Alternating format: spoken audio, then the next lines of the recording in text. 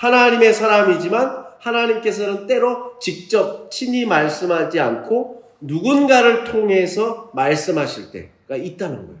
그러면 누군가를 통해서 말씀을 들을 때 그게 하나님의 말씀인지 그 사람의 생각인지를 어떻게 분간해요? 어떻게 분별해요? 그렇잖아요.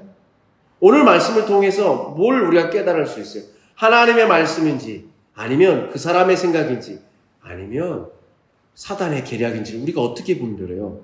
우리가 늘 하나님을 갈망하고 있어야 그것을 분별할 수 있어요. 오늘의 표현대로 하면 우리가 늘 성령님의 도우심을 받아야만 그것이 어떤 사람을 통해서 나에게 전해지는 하나님의 말씀인지 그 사람의 생각인지 아닌지를 분간할 수 있다는 겁니다. 쉽게 말하면 우리가 하나님을 사모하고 하나님의 말씀을 갈급할 때 하나님이 이 사람을 통해서도 때로는 자연 환경을 통해서도 때로는 찬송을 통해서도 때로는 수많은 다양한 방법을 통해서 말씀하실 때 그것이 하나님의 말씀인지 아닌지를 분별할 수 있다는 말씀입니다. 여러분 한번 생각해 보십시오. 성경에도 보면 다윗, 하나님이 그렇게 사랑하셨던 하나님의 사람 다윗 왕이 있어요. 다윗 왕이 우리아의 아내 밧세바를 범죄했을 때 하나님이 직접 다윗에게 말씀하지 않죠. 누구를 통해서 얘기해요? 나단이라고 하는 당시에 선지자 예언자를 통해서 다윗을 질책합니다. 그때 다윗이 나단을 통해서 말씀하시는 하나님의 질책을 하나님의 말씀으로 인정하고 그 자리에서 회개하죠. 여러분 예수님도 그랬다니까요. 예수님도 십자가를 지기 전에 겟세마네 동산에서 하나님 앞에 그렇게 기도할 때 하나님은 어떻게 해요?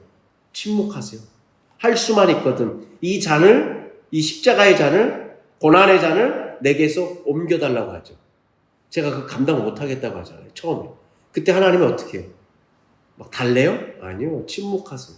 그런데 예수님이 계속 기도하면서 그 침묵이 하나님의 뜻, 십자가를 내가 감당해야 될 하나님의 뜻이라는 것을 분별합니다. 여러분 우리가 사도행전을 통해서 쭉 살펴봤던 사도 바울.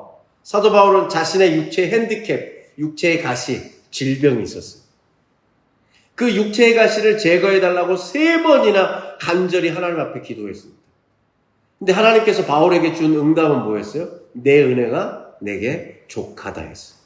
그것을 바울은 뭘로 받아들여요? 하나님의 음성, 하나님의 뜻으로 분별하죠. 그래서 여러분 그는 병을 안 고쳐주시는 하나님의 은혜로 받아들여요. 그래서 여러분 사도 바울이 되는 거예요. 그가 평상시에 하나님을 사모했기 때문에 그가 평상시에 하나님과 함께 거니는 동행하는 믿음의 삶을 살았기 때문에 여러분 그 음성을 분별할 수 있었다는 거예요. 여러분 지금의 시대도 마찬가지죠. 우리가 하나님을 갈망하고 하나님의 말씀을 사모하지 않으면 누군가 와서 막 힘들어하고 어려움 속에서 우리가 갈등하고 있을 때 누군가 와서 하나님이 나한테 이렇게 말씀하셨어 하고 툭 던지면 어떻게 돼요? 사람 힘들 때 그걸 하나님의 말씀으로 잘못 분별해서 받아들여요. 그 결과가 뭐예요? 시험에 들어요. 그 전한 사람도 시험에 들어요. 그리고 뭘 파괴해요? 가정이든 교회든 공동체를 파괴해요. 그게 하나님의 뜻이면 공동체가 파괴되지 않아요.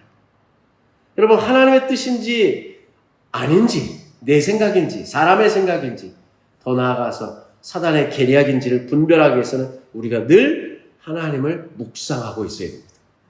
하나님의 말씀을 묵상하고 있어야 됩니다. 이미 나에게 말씀하신 성경을 통해서 우리가 알고 있는 그 하나님의 말씀이 우리 안에 있을 때 우리가 이게 하나님의 뜻인지 아닌지를 분별할 수 있습니다. 여러분 혼동하면 안 됩니다.